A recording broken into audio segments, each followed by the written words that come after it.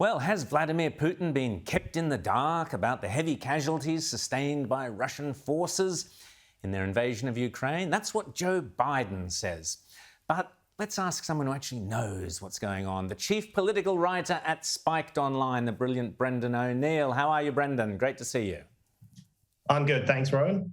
So, Brendan, if there's a world authority on self-isolation, it would be Joe hiding in the basement, Biden. But seriously, is the West getting a little overexcited, or are things starting to turn sour for Vladimir Putin? Well, it's hard to tell at the moment. You know, the fog of war, the first casualty is truth, all those things come into play with all conflicts, including this one. So it's difficult to know exactly what's going on. I mean, I hope they're right. I hope Putin's forces are doing badly, and there are signs that they are. There are burnt out Russian tanks, and we know that numerous Russian generals have been killed.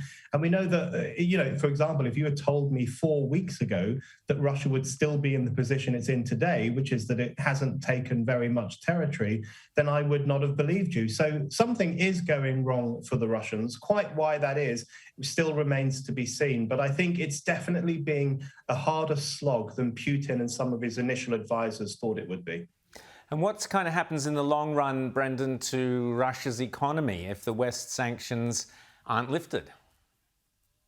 I think Russia's economy will suffer enormously. It already is, in fact. But the worrying thing is that there will be a knock-on effect across the world. This is going to lead to food prices. There's going to be an increasing energy crisis, which, much of our energy crisis is a man-made energy crisis. Yes. We've had governments over the past few decades, unwilling to invest in energy and treating energy production as a dirty, horrible thing. So we've outsourced so much of that to other countries.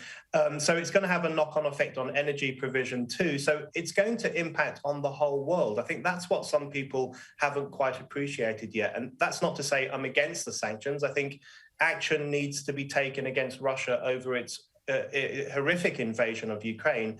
But we are going to face consequences for what we're doing.